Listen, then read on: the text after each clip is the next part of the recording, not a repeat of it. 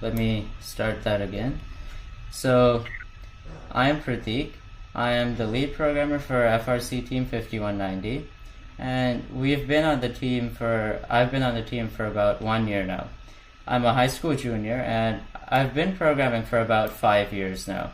And I've joined the robotics team last year, and I've really developed a passion for programming and robotics in the last year.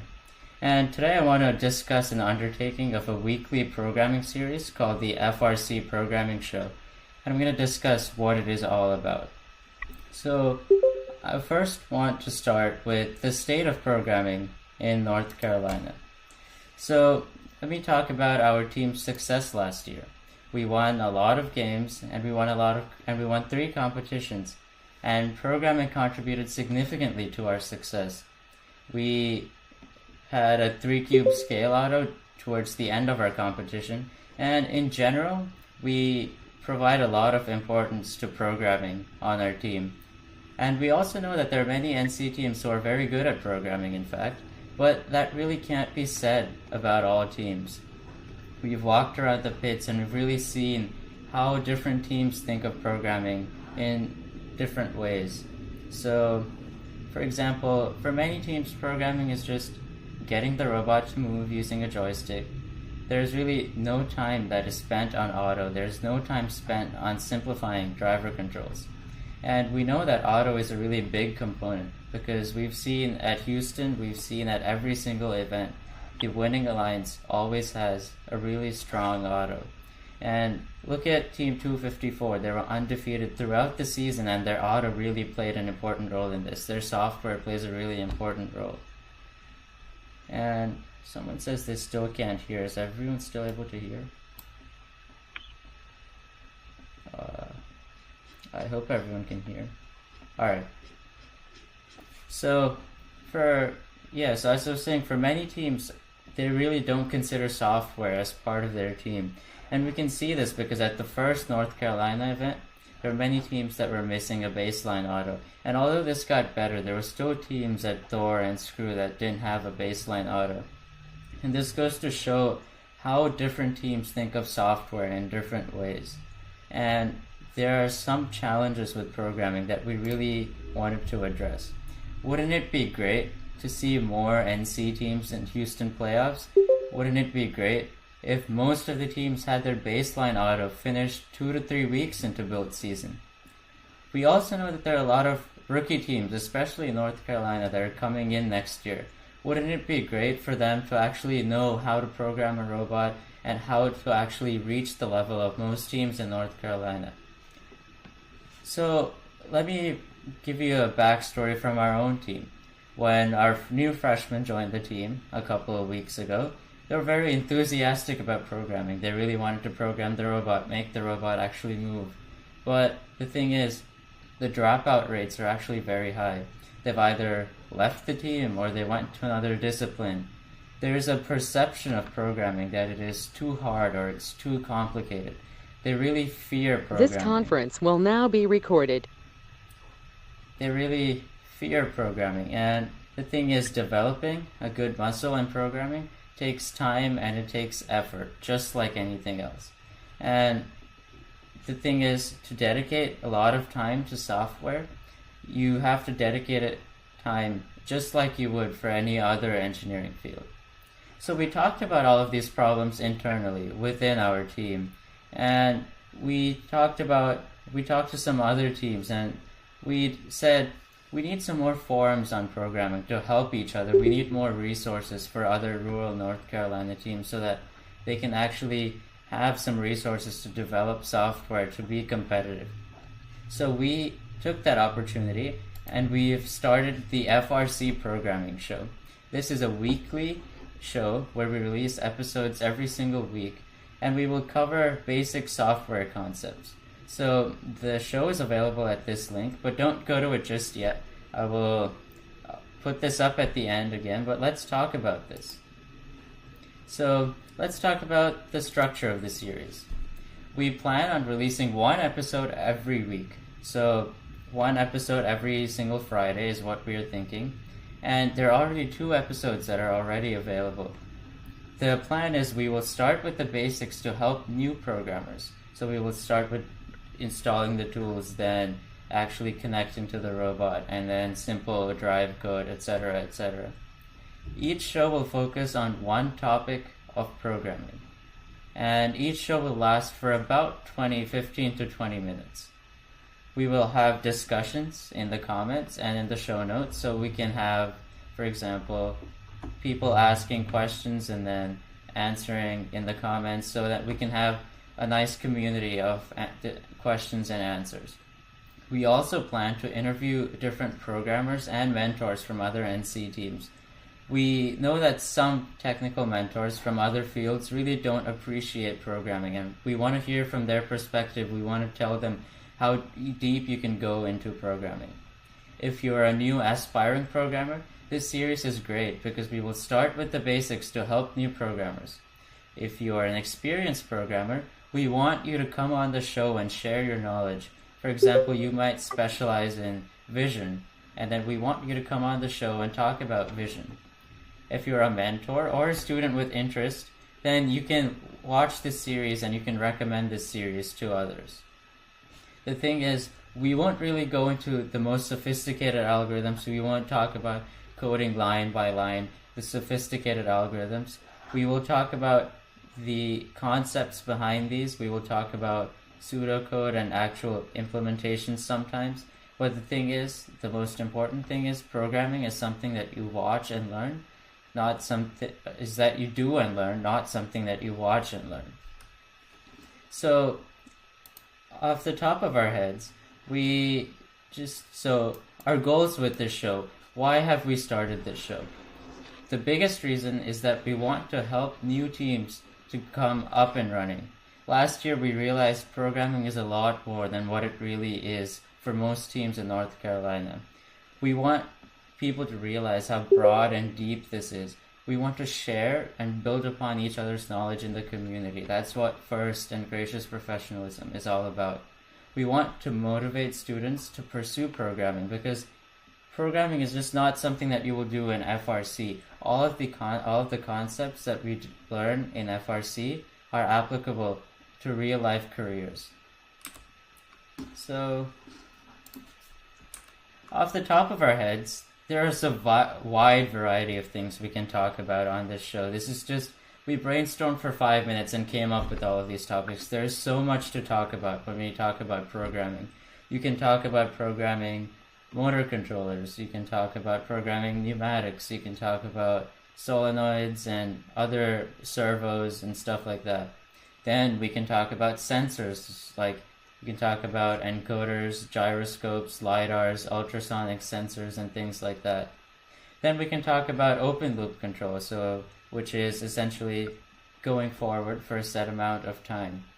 Then we can talk about closed loop control, which is once again driving for a set amount of distance. Then we can actually talk about some mechanisms, for example. So if you have an elevator, then we need a smooth acceleration and then cruise and then a smooth deceleration. So we can talk about how we can efficiently use software to prolong the lifespan of our mechanisms. And that's where current limiting also comes in. Some more problems from industrial robotics. We can figure out or solve an optimization problem to achieve some desired state, or we can actually compute a resulting state from a set of steps, and we will get into this from our shows. Straying away from robotics a little bit, we can talk about general software engineering practices. So we can talk about Git and how you can use branches, pull requests, code reviews like we do on our team to efficiently develop code. We can talk about unit testing, which is writing tests for your code so you can spend more time developing and less time with the robot itself. So you can actually, when you get the robot, you can test the stuff that you really need to test, and then the rest of it you can write unit tests for. Then that's what simulation also goes into, so we can talk about how we can simulate our code. All of this is just scratching the surface, and we plan to cover a lot of this on our show. There's also depth in all of this. So let's take path following from here, for example. And we can go deep into every single topic. So we can talk about time-based path following, then we can talk about distance-based path following, then we can talk about traversing a smooth trajectory, and then we can talk about actually correcting for error. And this is the exact process that our team followed. We started from at the top, and then we kept iterating, and then we went all the way to the bottom. This is almost like a scientific method. We can quantify our accuracy, precision, speed, and robustness. So we can talk about a lot of things within one specific topic. So there's a lot of content that we can cover throughout. Our plan for the first few episodes is to cover the basics, what we think is essential for all teams to know before programming their robot. So our first 7 episodes will be released before the start of build season, and we think that these 7 episodes are essential for any game that you will play. Any game in FRC will almost always involve driving in autonomous, and we really think that covering this concept in detail is important for all teams so that they have the equivalent of the baseline auto, so that they can remain competitive in the increasingly competitive world of first. So the first episode and the second episode are already out. In the first episode, we talk about the tools that we need to actually set up. In our second episode, we talk about the basic robot code structure and how to actually set things up. In the further episodes, as you can see, it keeps getting more complicated and we keep building on top of each other. So in the third one, we will cover a basic subsystem, so like you can have a flywheel and then some balls, similar to the 2017 game. Then we will learn how to program an actual drive subsystem, so how to make it drive using an Xbox controller. Then we will get into autonomous driving, so how you can drive for a set amount of time. And then we will bring our sensors into it, so we will bring in our encoders and our gyro, and see how we can use closed loop control in autonomous. Then we will scratch the surface of smooth trajectory tracking. This was really helpful in the 2018 game, and we don't know yet if it's going to be helpful in the 2019 game, but I would say it is a pretty useful skill to learn. This is why we are prioritizing these 7 episodes, and we will release them before build season. During the build season, I'm sure there will be plenty of interesting topics to discuss. And keep in mind that you don't need the 2019 robot to try all of this. Any robot with a drivetrain will work for all of this because this just covers the drive aspect of it. So you can test all of this code with any robot that you have. So let me just show you where you can actually find this show. So let me head over here. So you can head over to ghrobotics.org, which is our team website. And then you can type in /FRC-programming-show. And then you should be redirected to the FRC programming show. So you can see that the first 2 episodes are already up. If you click on any one of them, you will see the embed link. So you can see the YouTube video right here. And then we have some show notes at the bottom. So that is where you will find it. Now, let me give you a preview of how this show is going to look like and what kind of information we will actually be providing throughout all of these shows. So the first show is the tools. We are dedicating an entire show to this because the tools in 2019 are significantly different from the tools that were used this year in 2018. In 2018, we used Eclipse, and then we used the Ant build system, and WPILib is moving completely away from that system. We will now be switching over to VS Code and a build system called Gradle Rio. So we expect a lot of teams to be confused about this. We expect there to be a lot of miscommunication and then teams struggling and in a hassle to actually record and to install all of this right before bag day, and we know that's inevitably going to happen. So we want to really emphasize that there are new tools. There's a completely new way of doing things. The new IDE that we will be using is VS Code, and the new build system, we are moving away from Ant, and we are using a tool called Gradle. Now, the language for this show, we will be using Java for this show. Although we use Kotlin on the actual team itself, we chose Java because it was the right point between ease of use and performance. With ease of use being Python and performance being C++, Java is the perfect blend. And another reason is because the majority of teams in FRC use Java, so there's a lot of tooling, there's a lot of support available. So for example, in show number 1, we explain how you interact with VS Code, how you actually deploy your code onto the RoboRio. And then we talk about how we connect to the robot using the driver station, how we communicate, how the communications go. So once every 20 milliseconds, for example, you send your joystick input and then you receive communication. And we talk about how you can use code to get your motor to interface with your motor controllers and your sensors. In show number 2, we covered the basic robot code structure. So, for example, when you open up VS Code and you create a new template project, it comes up with a lot of code, and a lot of people will be confused about there's so many classes, there's so much code, what do I do right now? So in this episode, we aim to explain what all of this is. So whenever you start off with programming, you usually create a Hello World program. Our spin on this is the Hello Robot program. So throughout these episodes, we present what we call mini exercises.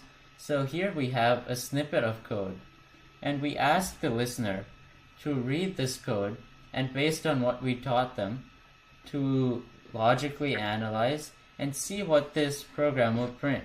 So for example, you will learn that teleop init executes once and then teleop periodic executes periodically. So the listener can use their logical abilities and logical thinking to say that the output would be hello robot and then let's keep going multiple times.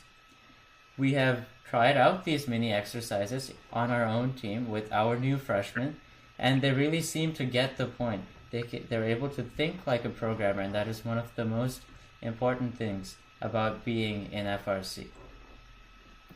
Another thing is that programmers usually never get a lot of time with the robot, so the ability to think through the flow of the program is really important so that you can spend less time debugging and more time actually doing what you want to do with the robot.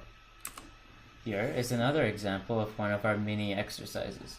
Here we provide some variables and then some initialization and then some incrementing, and this prompts the user to think about what kind of program and what kind of output will get evaluated when you run this program. And keep in mind that this isn't code that will make the robot move or anything. It's just simple print line statements that will print some message to the console. And this is important because we want a good foundation before we start getting into driving the robot or controlling motors. We want every programmer to understand how the code structure actually works before moving on to the more advanced stuff. At the end of each episode, we also have some hands-on practice. So at the end of each episode, we want something that is self-paced, something that students can really work on at home, and then they can test their work quickly at the build space. For all of these exercises, you can pretty much use any year's robot as long as it has a drivetrain on it. Or in this case, you can simply just use a RoboRio that is connected to some power to do most of these exercises. So at the end, we like providing these exercises because, as I said earlier, programming is something that you learn by doing, not by watching. So it really helps when you actually write the code for yourself, and then you have a sense of happiness when your code actually works when you go to the build space and deploy it. Let's skip ahead a little bit to show number 5. So at this point, we would have already programmed a drivetrain, and we're starting to get into autonomous driving. So this is the portion of the game where you're operating autonomously and you have to achieve some goal. usually in every game you have something called the baseline auto where you have to cross the line. And this is something that we really focus on throughout these shows because this is something that we want all teams to have. So let's take an example of the 2018 auto problem. You wanted to drop as many cubes in the switch or the scale, and the switch or the scale can be on either side. So throughout these shows we present different algorithms to do the same thing. So in this show we present the open loop algorithm. So you can see that this involves a lot of praying. So the pray that the scale is on the same side, and then you drive forward, you turn right, you shoot, and then you pray again. Clearly this method isn't really reliable. But the thing is, a majority of FRC teams in 2018 did not have a scale auto or had something like the above. And we really want to present these statistics to motivate our listeners. We want our listeners to write really good code because we want every team in North Carolina to do really well. After we present the algorithm, in every show we present some sample code. We talk to them about how to actually write this code because that's an important part of programming. There are two steps. One is actually understanding what the algorithm does, and the second step is implementing it in code. And we walk through each of these two steps in all of our episodes. Then we talk about the cons of each algorithm. We talk about why the algorithm that we just used is bad, and then we also talk about why it's good. So for example, here we can talk about the speed of your robot, for example, is determined by the voltage of the battery. So if you're just setting some percent output, the robot can travel for a different amount of distance. And that's clearly not something that you want. So in further episodes, we keep proposing a better solution. So this is a form of iterative development where we propose a better solution every single time. So for example, in this show, we talk about using your encoders and taking use of those sensors that are on the robot to actually achieve your goal in a more reliable manner. So in this algorithm, for example, instead of driving forward for a set amount of time, we drive forward for a set amount of distance. And then we talk about how we can accurately stop at that distance. We ask the listener to actually think about some algorithms, and then we present one case. This is called bang bang control. And then we talk about why it's really not a good thing. And then we present a better option. So in this example, we are using proportional control. So for example, let's say you are 10 feet away, then you apply 100% output. If you are 1 foot away, you apply 10% output. So we explain all of these algorithms first before actually diving into the code so the listener has a good understanding of how everything works. We also present the algorithm in a mathematical way, and this makes it easier for us to implement this in code. Throughout our episodes, we also have a lot of videos embedded. This really helps as a visual reference for the listeners to actually see what they're implementing, to see how these algorithms work, what's wrong with them, and what can go right with them. Once again, after every algorithm, once we have talked about the algorithm, once we have explained it in its fullest, then we talk about how we can actually implement this algorithm. Once again, we talk about what goes wrong. So for example, with this algorithm, it's hard to get your tuning constants right. Then we propose some solutions, we discuss some solutions to the problem, and then all you have to do is then go to the next show, and then we can talk about what we can do better. So let's skip ahead to the last show before build season. Here we're going to talk about trajectories and how we can follow a smooth path. So here we talk about we need to be able to generate a smooth trajectory from point A to point B. Then we want to generate a smooth velocity profile. So you want to ramp up your velocity, cruise at some velocity, and then ramp back down slowly. Then we actually want to follow the trajectory and the velocity profile. So we present these problems, and then we walk through each of these problems and by explaining everything. So we talk about how we can generate a smooth trajectory by fitting some curves. We talk about generating splines and curves between 2 points. And we also talk about the math behind it. You will really able to see how you can apply your math. So here you can see that we're applying the knowledge of matrices that we learn in high school. And then we also provide some visual examples. So here you can see that you can see the X position of the robot and you can see the Y position of the robot. And this can help the listener visualize what they're actually doing. After this, we have to generate the go slowly up and then cruise for a bit and then ramp back down. And so that's the velocity profile. Here we will be using our various kinematic equations and math, and it really goes to show how much you can apply in the field of programming. And once again, we use our visual representations. So from the same example, we have our X coordinates and our Y coordinates. Now we have associated velocities and accelerations, and we will have a lot of visuals about this. Once again, we will provide sample code. So once we go over the algorithm, we take our algorithm and we translate it to actual code. And the thing is, we don't really expect a lot of programmers who watch our shows to be in calculus.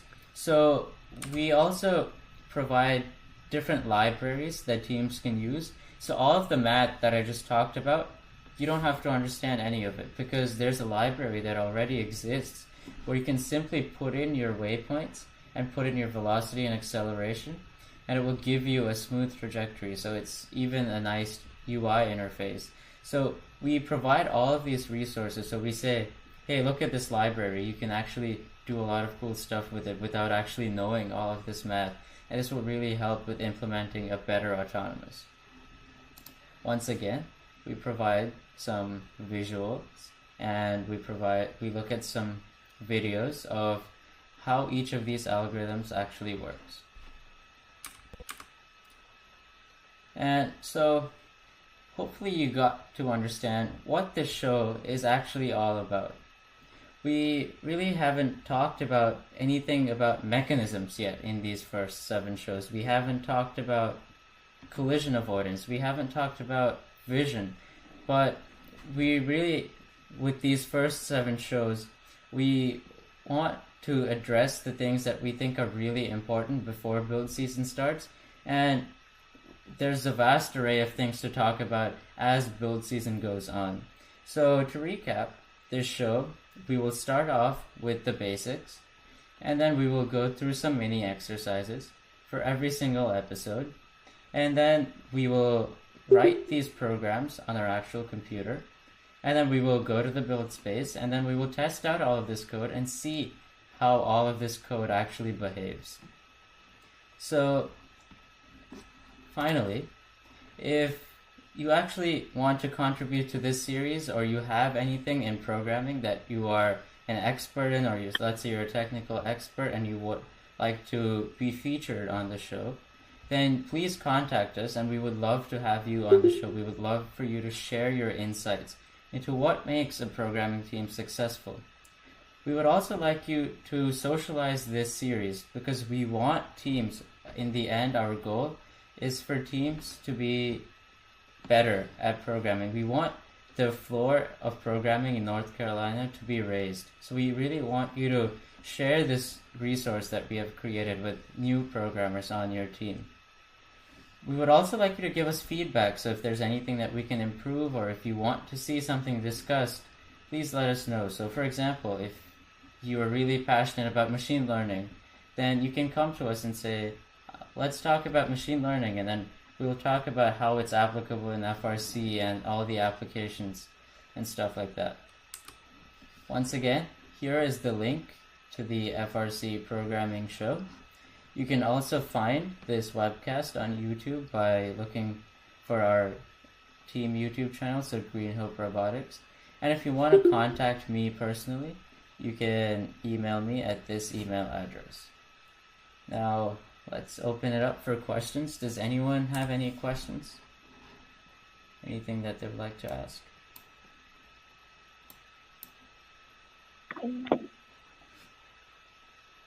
Yep, please go ahead.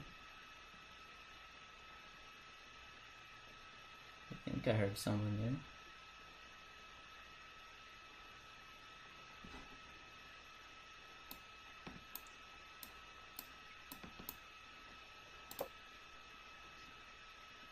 Okay, so the question was how many programmers should be on a team? And that really depends on your team. So usually if you have a lot of programmers, you can train a lot of them at the same time so they can all get up to speed at the same time. Then you can really divide up the work so each programmer doesn't have to do much. What we had a lot of new people join the team this year, so we're really dividing up the work this time so we can, for example, allocate one team to like vision, the other team to like path following, and then stuff like that. But if you only have one or two programmers, then they should like really focus on the robot code aspect of it. Any other questions by anyone?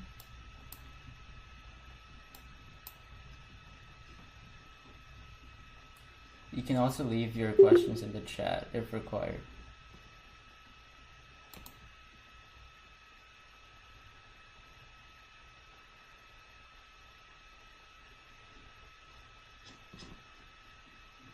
So a couple of questions that we've gotten personally from our programmers is that they simply don't have enough time to dedicate themselves in programming.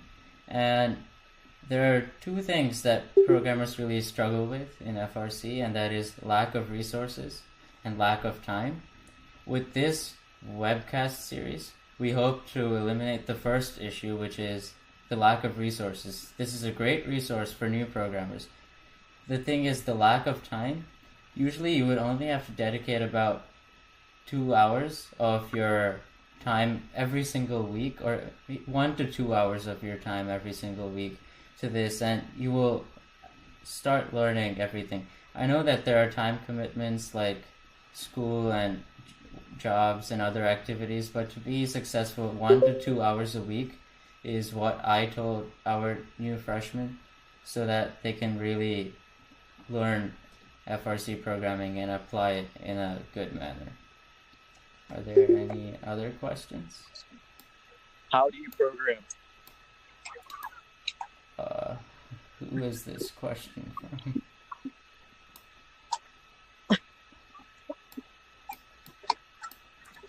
Are there...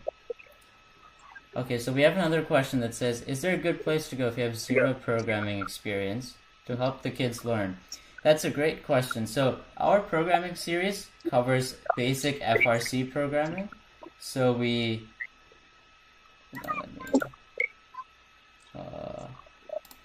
so our programming series covers basic FRC programming. So the thing is we have the prerequisite that people already know Java, but the thing is you can easily look up a Java course online because there's so many of them, so that you can do both of these in parallel. So that's what some of our kids are doing as well. So we teach at our build space a Java class, so a Java 101 class, and then we also teach this FRC class. So you can do it in parallel. It would just be a little bit more work. Hopefully that answered your question.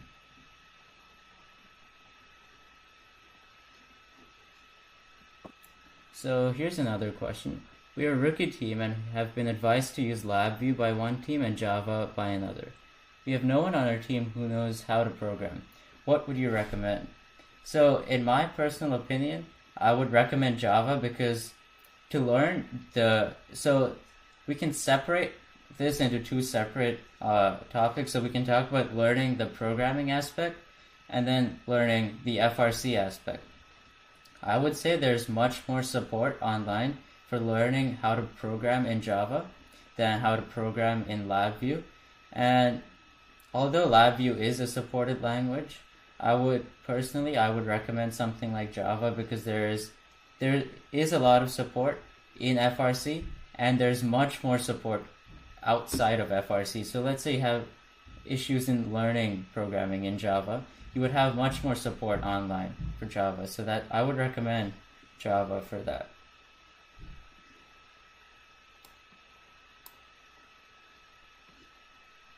Any other questions? Feel free to leave them in the chat, or you can actually unmute and ask right here.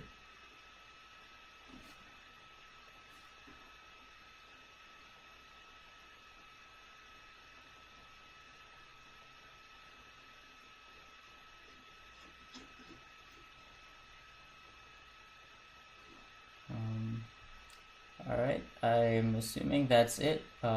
Last minute calls. Any other questions? How much time should a student devote to learning? So if it's just FRC learning, which is the objective of our series, I would say 1 to 2 hours a week is adequate for a student to devote.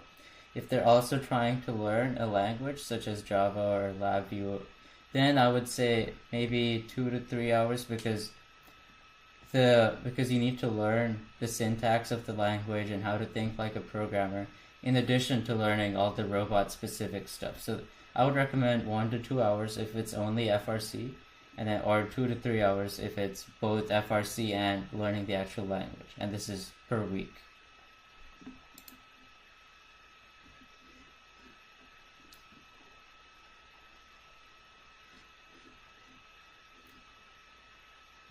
Are there any other questions?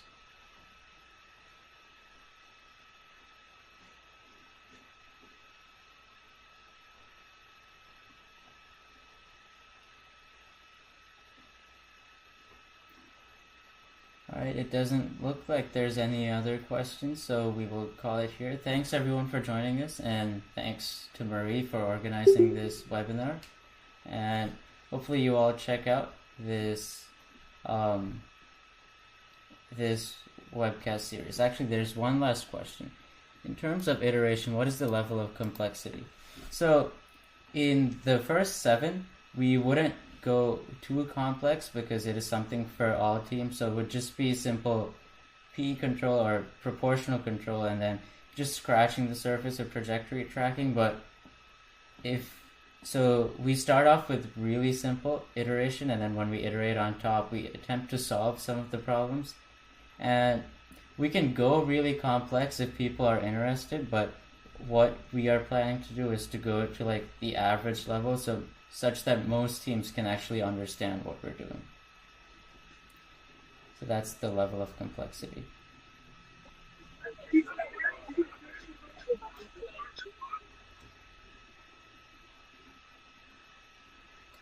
And any other questions?